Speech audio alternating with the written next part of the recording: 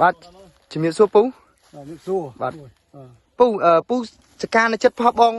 ម្ចាស់ចកាអលឹកអីបងចិត្តចកាក្មួយបងខ្ញុំហ្នឹងបាទការរៀនចិត្តគ្នាបាទហើយមិនដែរពូឃើញជាក់ស្ដែងពូជាក់ស្ដែងខាងផលិតផលខាងបងអូនបាញ់ទៅគឺលក់ល្អមែនទៅខាងមែនអត់ខំឡងទេពីមុនដំបូងវាជួបបញ្ហាខ្លាំងហើយពូតំណាំវាកាលមុនវាជួបបញ្ហាដូចថាវាផ្សិតវារៀងចុញចាញ់ទួយតម្រៃហ្នឹងវាអត់ទៅសុខភាពអត់ទៅល្អទេបានទៅឆ្នាំខាងនោះទៅបាញ់ទៅយើងល្អនឹងល្អដូចមើលជាក់ស្ដែងហ្នឹងឃើញល្អពូទទួលស្គាល់ពូទទួលស្គាល់តែឆ្នាំខាងនោះល្អនឹងទទួលស្គាល់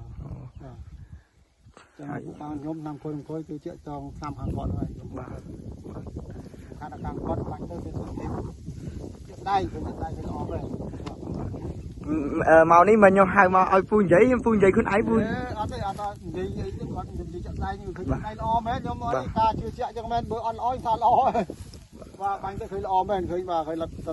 ផលឃើញគាត់បើមែនបាទឬស្គាល់បាទ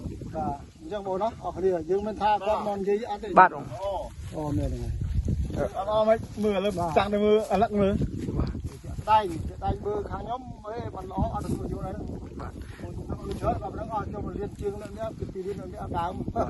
មិនដែរបងសុខចិត្តទេបងបន្ទាប់ពីបាទចិត្ត